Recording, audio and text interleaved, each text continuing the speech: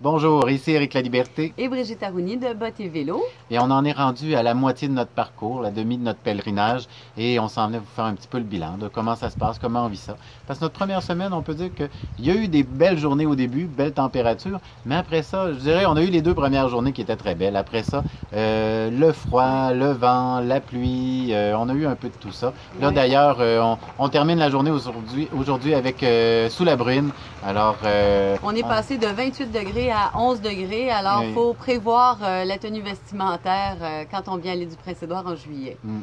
Alors, volet touristique, hein? Oui, un peu plus de détails sur la Confederation Trail qu'on n'avait pas tellement aimé au début parce qu'on a eu de la difficulté à Charlottetown. On vous avait dit on s'est perdu, tout ça, c'était pas clair, pas bien balisé. Pour sortir de la ville, c'était pas bien balisé, mais on lui a donné une autre chance parce que c'est quand même plusieurs kilomètres et la réputation est faite.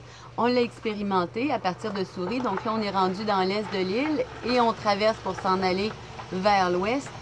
C'est 270 km, cette section-là, c'est vraiment toute la partie nord de l'île. Et dans ce 270 km-là, ben, pour vous donner un aperçu, ceux qui connaissent le petit train du Nord dans les Laurentides ou le petit Témis dans le Bas-Saint-Laurent, dans le Témiscouata, c'est-à-dire, ça ressemble à ça. Ça ressemble à ça, sauf qu'on n'a pas beaucoup de choses en cours de route.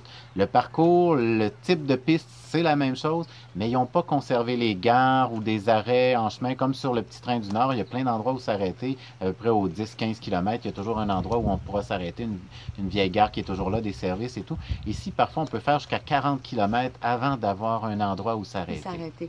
Il y a des petits bancs, il y a des haltes organisées. Je me méfierais des maringouins dans les sections sapinées, c'est assez dangereux.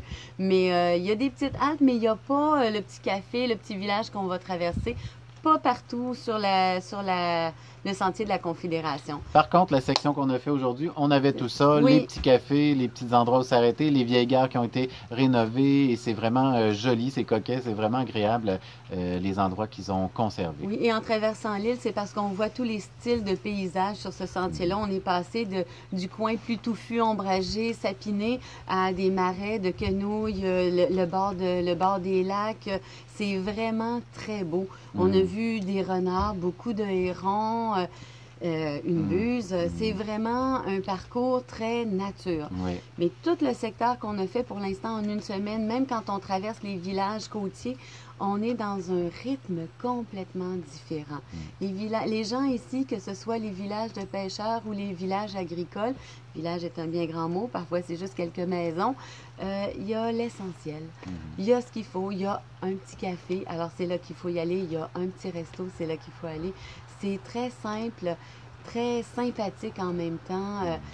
Puis c'est ce qui est bien aussi, c'est que c'est ce qui nous aide à nous plonger dans la démarche du pèlerin. D'ailleurs, les gens d'ici disent faire marée. On trouvait l'expression très jolie et très appropriée justement dans le cadre du pèlerinage parce que faire marée, ça veut dire prendre le temps parce que chaque marée prend son temps pour faire son mouvement.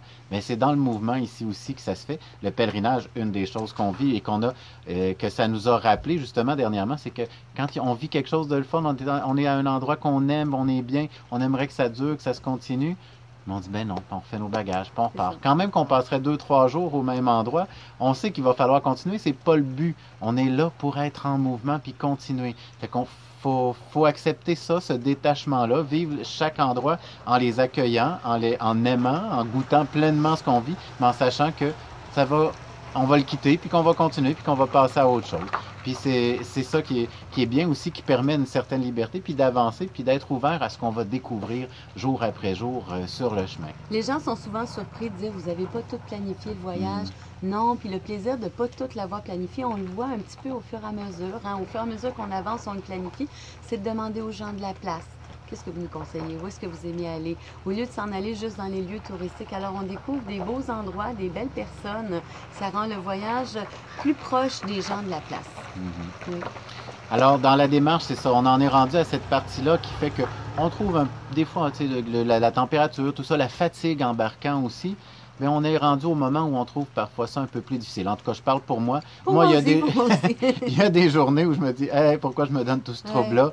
Puis, mais en même temps, par expérience, justement, je sais que je vais le traverser, ce moment-là.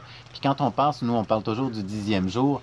Le 10e jour, quand on l'a traversé, puis on tombe dans un autre état dans le Mm. pèlerinage. Puis là, il y a une aisance à le vivre, puis à refaire ses bagages, puis à continuer, puis à avancer vers cet espace-là qui appelle le meilleur de nous, qui nous donne envie de découvrir toujours un peu plus cette simplicité-là, cette beauté-là, qui est vraiment toute simple, qui est vraiment, moi je trouve en tout cas, avec l'expression qu'on a entendue ici à l'île, faire marée, qui est vraiment dans cet esprit-là, qui est tout simple, qui est juste dans un mouvement continu, qui bouge, qui avance continuellement vers ce meilleur-là, ce goût-là qu'on a, ce qui nous met en mouvement finalement. Moi, je dirais que présentement, on est dans la période où le corps commence vraiment à avoir pris le rythme et à avoir compris c'était quoi ce nouveau mode de vie.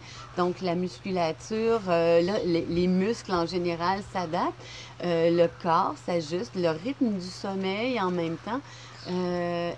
On se rapproche de ce moment où on va voyager et trouver le voyage encore plus agréable parce qu'on n'aura plus à se préoccuper où est-ce que je dors, est-ce que je vais avoir à manger et est-ce que je vais être en forme. Maintenant, présentement, le corps suit et on réalise qu'il y a toujours de quoi nous accueillir, nous héberger, nous loger, nous nourrir tout le long de la route. Donc, on entre dans une étape qui va être différente. Mais en même temps, c'est ça, on est quand même, c'est ça qui amène un certain confort dans le déplacement en même temps. Le plaisir d'arriver. Dépasser le 10e jour, c'est un peu ça. C'est entrer dans cette phase-là de transformation. Puis la transformation qu'on vit, la première phase est conscientisation. Conscientiser comment je me sens, comment je le vis, comment tout mon rapport aux autres. Mais la deuxième phase, c'est la transformation. Puis la transformation, c'est accueillir ces nouveaux repères-là. La nouvelle vie dans laquelle, la nouvelle zone de confort dans laquelle j'entre. Et ça va être quoi mes nouveaux repères dans ça? Fait que c'est là-dedans qu'on avance tranquillement. On arrive vers ça tout doucement. Oui. Alors, on va vous laisser avec des images qui résument les derniers jours. On a vu des choses vraiment splendides, surtout hier avec les dunes de Greenwich. C'était extraordinaire. On vous a envoyé des photos. Il y aura des choses qui vont suivre dans le vidéo que vous allez voir. Mais vous allez avoir un petit résumé des derniers jours. Alors, on vous redonne des nouvelles un peu plus tard. À bientôt. À bientôt.